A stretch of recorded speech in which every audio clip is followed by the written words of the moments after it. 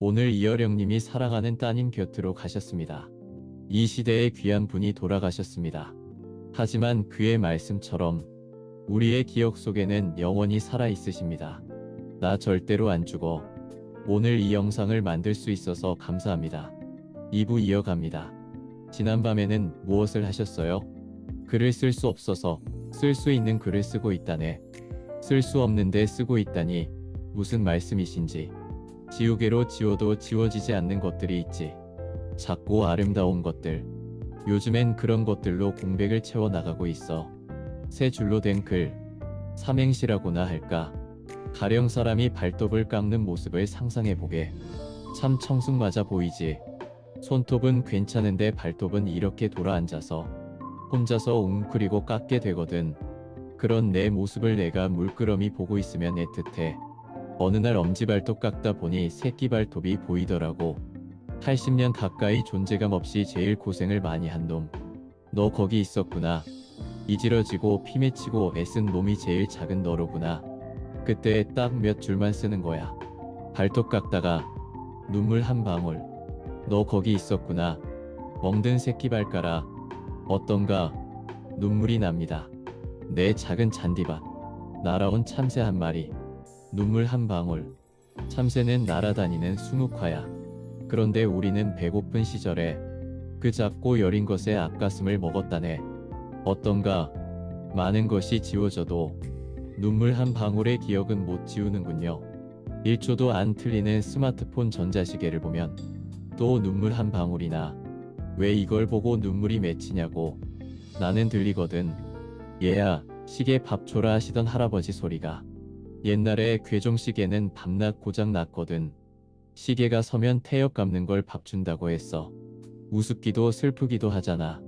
체중계를 보고도 눈물이 난다고 했다. 요즘엔 아프니까 밤낮 몸무게를 재거든. 시간에도 무게가 있어. 매일 가벼워지거든. 옛날에는 무거워지는 걸 걱정했는데 지금은 매일 가벼워지는 게 걱정이야. 디지털 저울은 액정에 숫자 나오면 끝이지만 옛날 체중계는 동그랗게 얼굴이 달려 있었어. 이어령님은 이왕 몸이 다를 거면 얼굴 있는 체중계에 올라가고 싶다고 했다. 거울처럼 당신의 얼굴을 들여다보면서 신이 그에게서 목숨 같은 언어를 가져가고 오직 한 방울의 눈물만 남겨두신 이유는 무엇일까? 왜 매번 눈물 한 방울입니까? 늙으면 한 방울 이상의 눈물을 흘릴 수 없다네. 노인은 점점 가벼워져서 많은 것을 담을 수 없어. 눈물도 한 방울이고 분노도 성냥불 휘끗듯 한 번이야. 그게 늙은이의 슬픔이고 늙은이의 분노야. 엉엉소리 내 울고 피눈물을 흘리는 것도 행복이라네. 늙은이는 기막힌 비극 앞에서도 딱 눈물 한 방울이야. 그러나 80년을 살아야 나올 수 있는 한 방울이죠. 웃기는 이야기 해줄까? 만년필, 볼펜 같은 거 처음 쓸 때 시험 삼아 아무 글자나 써보잖아. 그때 뭐라고 쓸 것 같나? 시인이고 소설가고 거창한 말 쓸 것 같지. 삶의 무게, 시간의 설정 이런 것 아니야. 볼펜 안 나올 때 써보라고 해봐. 대한민국, 출생 주소 이런 거 써. 사람, 도로, 신발 이런 일상어 쓴다고. 절대로 심각한 내용 쓰지 않네. 한 방울도 그래. 그래도 오래도록 마르지 않을 한 방울일 테지요. 자네는 나에게 진리를 원하고 정수를 원하지. 그러나 역사는 많이 알려진 것만 기억한다네. 진실보다 거짓이 생존할 때가 많아. 진실은 묻히고 덮이기 쉬워. 하이데거가 그랬지. 일상적 존재는 묻혀있는 존재라고. 내가 여러 번 얘기하지 않았나. 덮어놓고 살지 말라고. 왜냐면 우리 모두 덮어놓고 살거든. 덮어놓은 것을 들추는 게 철학이고 진리고 예술이야. 그런데 지금 우리 시대가 가장 감쪽같이 덮어놓고 있는 게 무엇일 것 같나? 눈물은 아닐 테고요. 우리가 감쪽같이 덮어둔 것, 그건 죽음이라네. 모두가 죽네. 나도 자네도 알고 있습니다. 당장 오늘 밤이라도 죽음이 나를 덮칠 수 있다는 것도요. 맞아. 과거엔 부고가 우편 전보로 날아왔어. 5일 동안 장례를 치렀으니까 돌아보면 인간이 죽음과 함께 살았던 때가 생명의 시대였네. 길거리에서 거적에 덮인 시체를 보고 방에서 할아버지가 죽고 장례 치르는 것을 어린 손자가 보았지. 지금은 죽은 자들을 깨끗하게 얼굴 씻기고 살아있는 사람처럼 화장시키고 미라 인형처럼 만들더군. 문득 얼마 전 읽은 잘해봐야 시체가 되겠지만이라는 책이 생각났다. 나는 그 책을 쓴 장의사를 인터뷰했었다. 어차피 우리의 잠재의식은 끝없이 죽음을 생각하니 혼자 두려움을 끌어안고 살지 않도록 서로를 도와주자고 그녀는 말했다. 제가 인터뷰한 장의사는 죽음을 감출수록 산 사람이 잘 죽는 대방해만 될 뿐이라고 하더군요. 숨이 빠져나가는 모습을 목격하거나 시신을 마주한 경험 없이 죽음을 제대로 이해하는 건 불가능하다고요. 가족이 떠날 때는 그의 시신을 직접 씻고 돌봐야 슬픔을 이길 수 있다고도 했습니다. 우리가 진짜 살고자 한다면 죽음을 다시 우리 곁으로 불러와야 한다네. 눈동자에 빛이 꺼지고 입이 벌어지고 썩고 시체 냄새가 나고 그게 죽음이야. 옛날엔 묘지도 집 가까이 있었어. 귀신이 어슬렁거렸지. 역설적으로 죽음이 우리 일상 속에 있었기 때문에 우리는 살아 있었던 거야. 신기하지 않나? 죽음의 흔적을 없애면 생명의 감각도 희미해져. 그런데도 우리는 죽음을 삶에서 내쫓았지요. 죽음을 죽여버렸지. 깨끗이 포장해서 태우고 추도 미사드리고 서둘러 도망쳤어. 죽음 앞에 인간을 쓴 필립 아리에스가 쓴 글에도 나오지만 현대는 죽음이 죽어버린 시대라네. 그래서 코로나가 대단한 일을 했다는 거야. 팬데믹 앞에서 깨달은 거지. 죽음이 코앞에 있다는 걸. 한때 뉴욕 거리에 시체 안치소가 들어서고 시신을 실은 냉동 트럭이 질비했습니다. 서늘한 광경이었어요. 비로소 지구의 인간들이 생명이 뭐라는 것을 깨닫기 시작한 거야. 오늘 있던 사람이 내일 없어질 수도 있구나. 요즘은 젊은 사람들, 아니 어린아이들도 생명을 하찮게 말할 때가 많아. 야단 한번 쳐도 누가 나아달랬어. 공연이 나와서 고생만 시키잖아. 쏘아붙이기 일쑤지. 그런데 길에서 강도 만나봐. 코로나라도 걸려보게.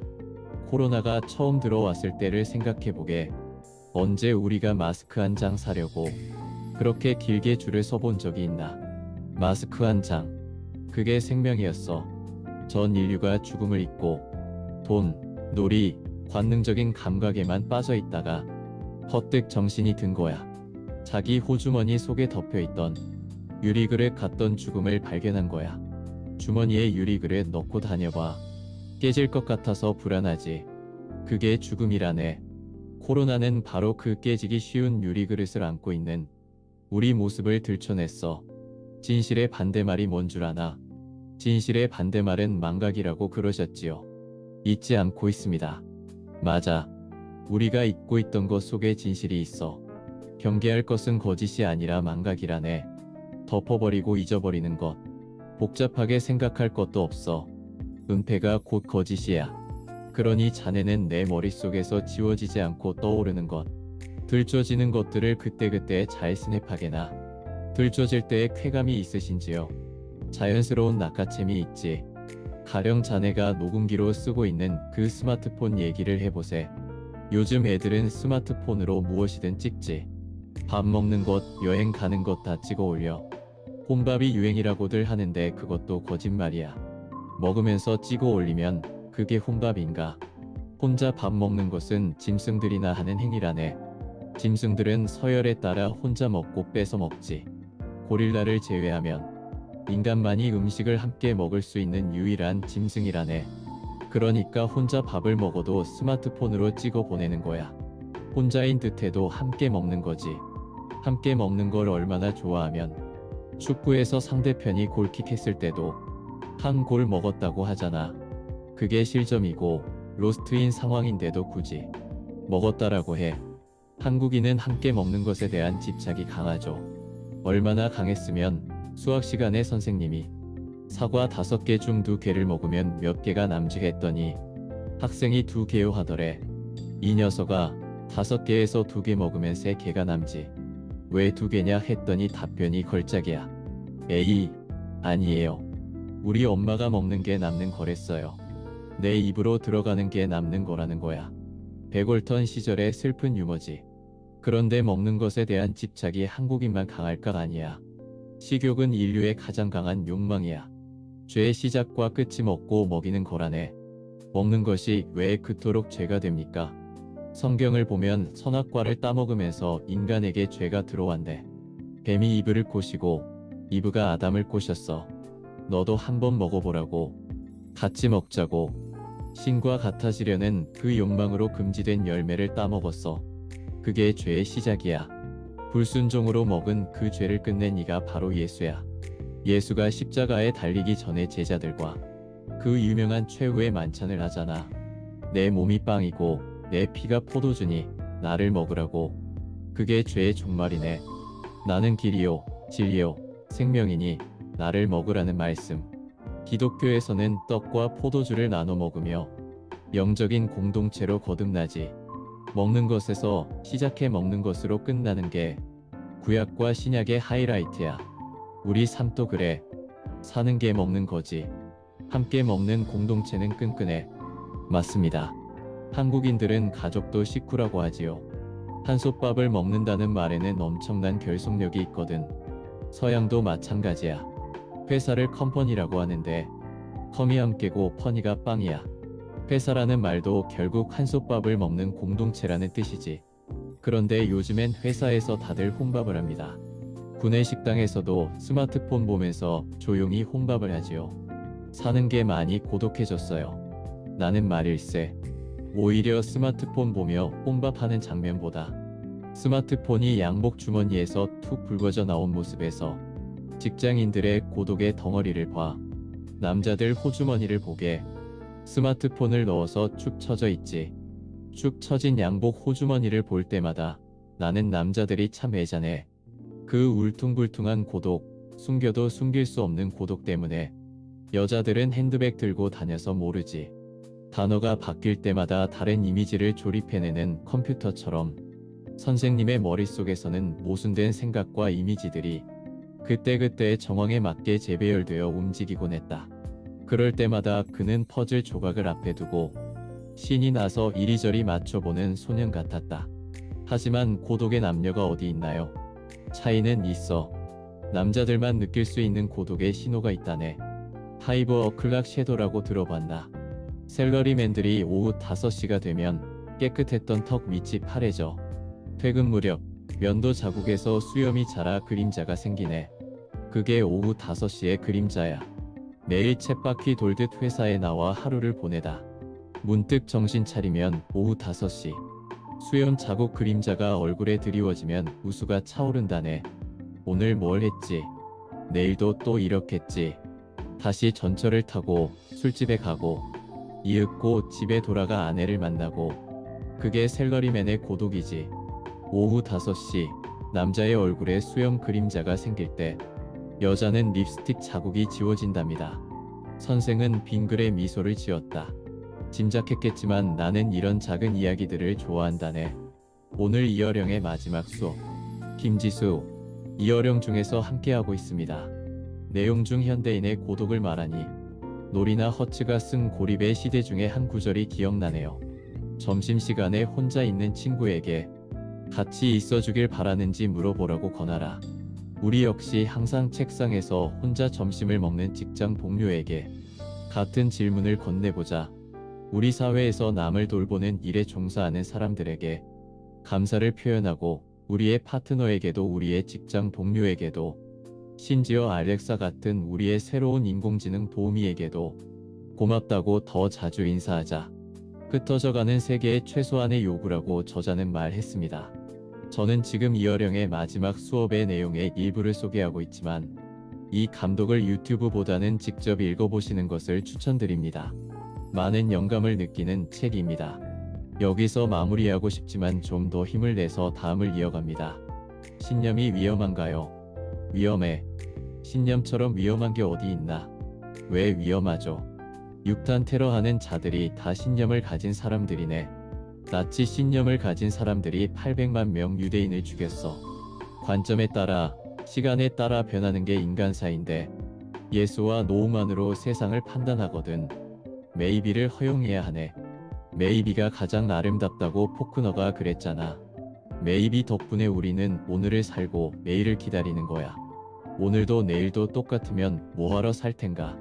진리를 다 깨우치고 신념을 가진 사람들은 더 이상 살 필요가 없네. 이제 다 끝났잖아. 서울이 목표인 사람은 서울 오면 끝난 거야. 인생은 나그네 길이라고 생각하는 사람은 경유지. 반환지가 있을지언정 목표는 없네. 평생을 모험하고 방황하는 거지. 길 위에서 계속 새 인생이 일어나는 거야. 원래 길의 본질이 그래. 끝이 없어. 이어지고 펼쳐질 뿐. 왠지 야속한 마음이 들어서 나는 물었다.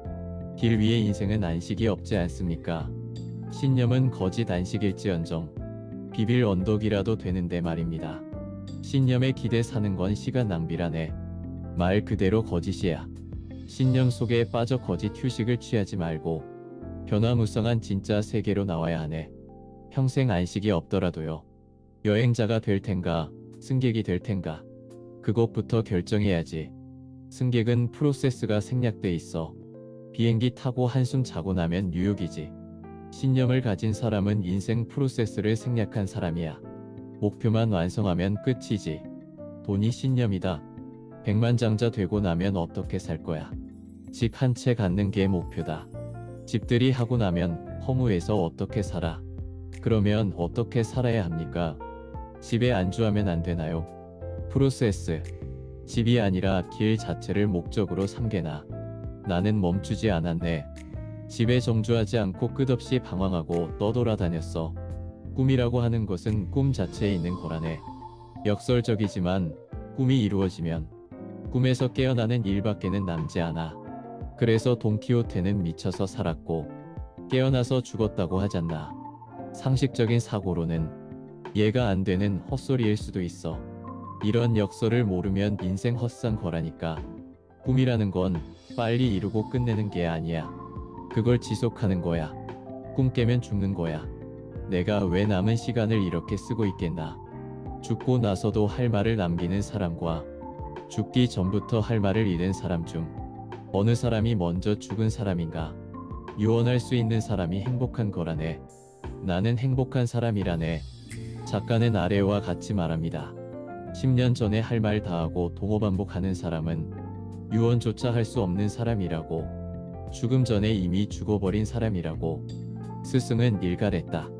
목이 마른지 그가 물을 한 잔 들이켰다. 나는 머리통에서 식은땀이 나는 것 같았다. 존재했어? 라는 질문만큼이나 죽음 전에 이미 죽어버린 사람이라는 말에 화들짝 놀라 인중에도 땀이 고였다. 코 밑에 손가락을 갖다 대고 크게 숨을 내쉬었다. 선생의 말은 둥글면 둥근 대로, 뾰족하면 뾰족한 대로 모두 연결되고 이어져 하나로 만났다. 남의 신념대로 살지 마라. 방황하라.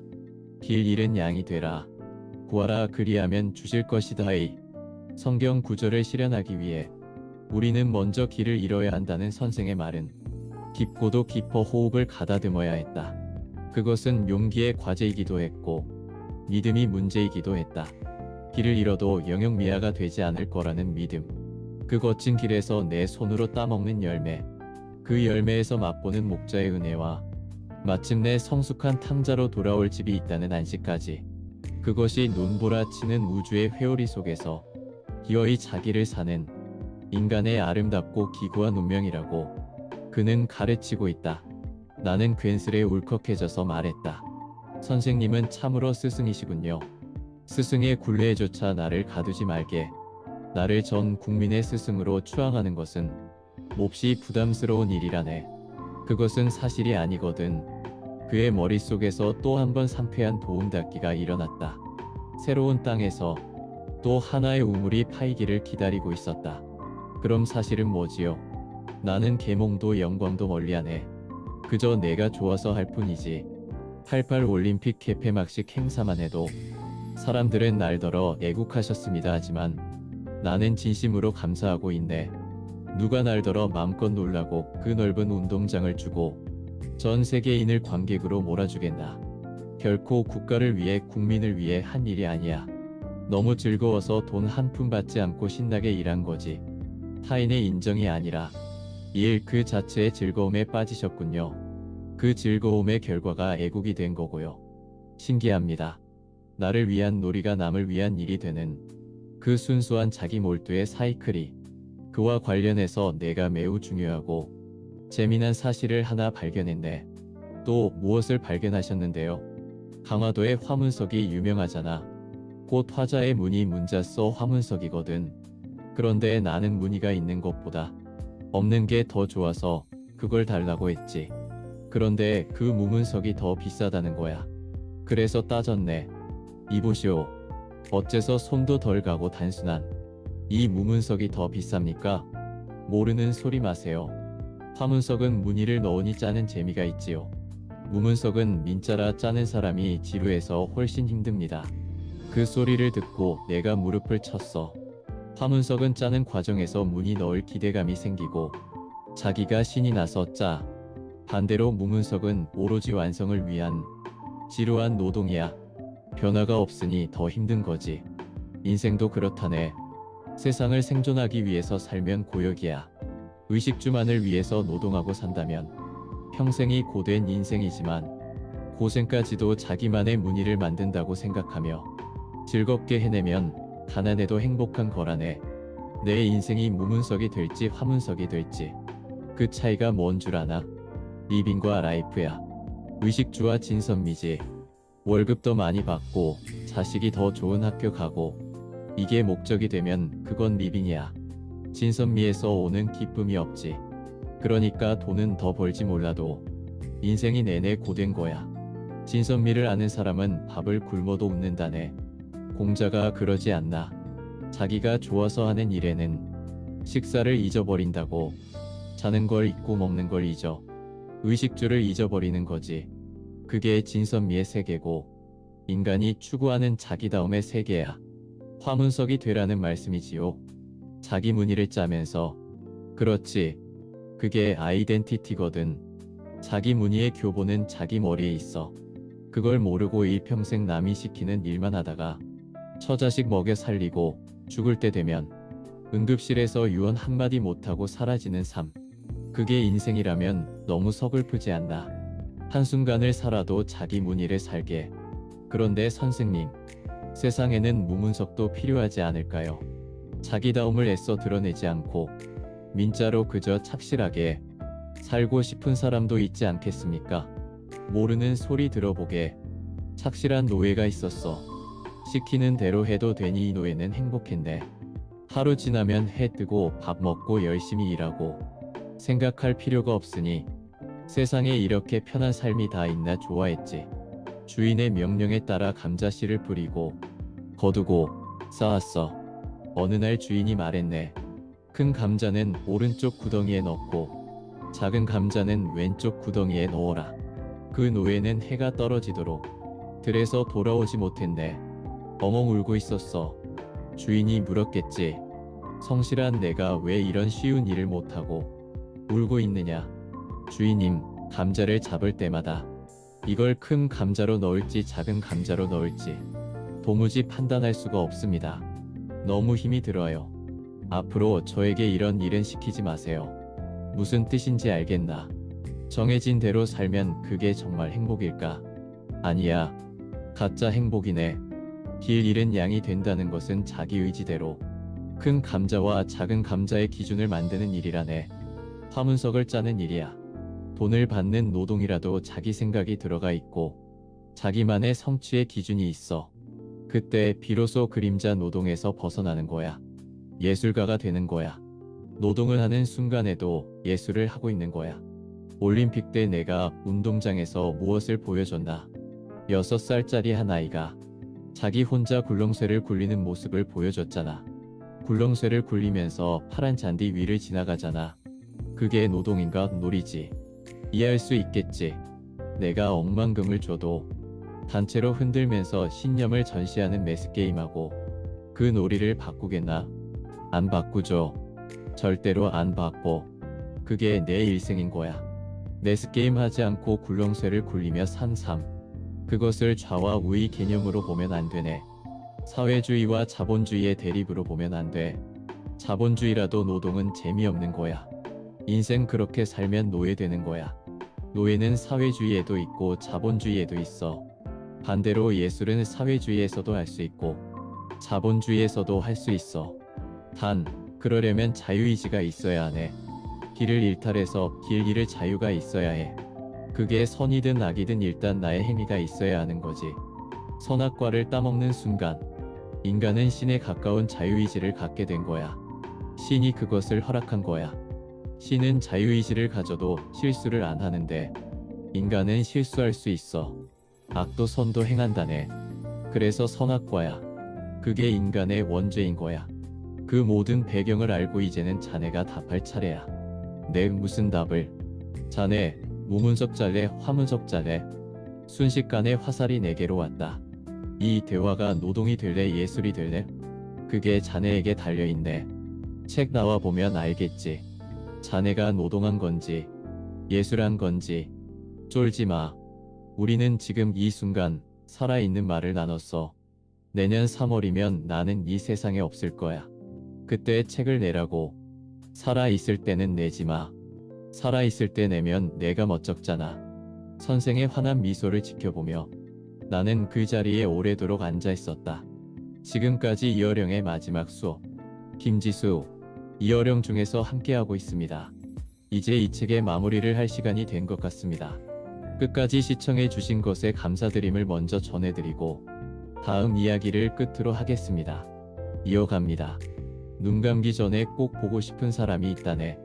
가슴이 두방망이질에 쳤다. 수학이 넘어 목소리에 윤기가 돌았다. 오래전에 숙명여대에서 신입생을 위한 강연을 하고 내려오던 길이었다고 했다. 여학생 한 명이 발을 동동 구르며 주차장에서 그를 기다리고 있었다. 추위에 얼굴이 파래져가지고 나한테 꼭 할 말이 있다는 거야. 눈물이 그렁그렁해서 그러더군. 선생님, 돌아가시면 안 돼요. 생뚱맞은 말에 나는 몹시 당황했네. 그래서 그만 차갑게 툭 던지고 말았지. 학생, 그게 뭔 소린가. 죽고 사는 문제를 어떻게 내 맘대로 하나. 그 여학생은 손등으로 눈물을 훔치면서 슬퍼하며 돌아갔네. 선생님, 그래도 돌아가시면 안 돼요 하면서 얼마 전에 그날의 일들이 떠올랐어. 그 아이는 아마 내 책을 읽고 나를 좋아하게 됐겠지. 그런데 한 존재에 깊이 의지하면 이 사람이 이 세계에서 사라지면 어쩌나. 버럭 겁이 나거든. 어렸을 때 엄마와 애착이 심해지면 치맛자락 붙잡고 그러잖아. 엄마, 나 두고 죽으면 안 돼. 그때 어머니가 뭐라고 그래. 엄마 안 죽어. 너 두고 절대 안 죽어. 그러면 마음이 풀리고 안심이 되지. 아무리 어린애라도 죽는다는 걸 왜 몰라. 그런데 엄마가 너 두고 절대 안 죽는다 그러면 그 순간 우리에게 죽음이란 없는 거야. 우리가 죽음을 이기는 거라네. 선생님은 오래전에 20살이었던 그 여학생을 다시 만나 이야기해주고 싶다고 했다. 그때 그렇게 매정하게 떠나는 게 아니었다고. 30분 넘게 추위에 덜덜 떨며 당신을 기다리던 그 아이에게 이 말을 했어야 했다고. 걱정하지 마. 나 절대로 안 죽어. 스승은 환희에 차서 말을 이었다. 어머니가 내게 해줬던 것처럼 걱정 마. 나 절대로 안 죽는다. 그러면 그 아이는 얼었던 두 손을 비비며 너무 기뻐하겠지. 그 순간 주차장의 자동차들은 팡파르처럼 경적을 울릴 거야. 죽음을 이긴 승리의 트럼펫이 울리는 거야. 그러면 그 춥고 머섭는 콘크리트 차고는 초원으로 변하고 꽃들이 사방에서 피어나겠지. 만개한 꽃을 바라보듯 그가 웃으며 독백처럼 말을 마쳤을 때 내 두 뺨 위로 눈물이 흘러내렸다. 책상 앞 통유리 너머로 6월의 장미꽃 몇 송이가 바람에 산들거렸다. 마지막까지 스승이었던 분. 내가 영화감독이라면 엔드마크 대신 장미꽃 한 송이를 올려놓겠다던 그의 말이 그렇게 실현되었다. 나 절대로 안 죽어. 나 절대로 안 죽어. 나 절대로 안 죽어. 나 절대로 안 죽어. 나 절대로 안 죽어.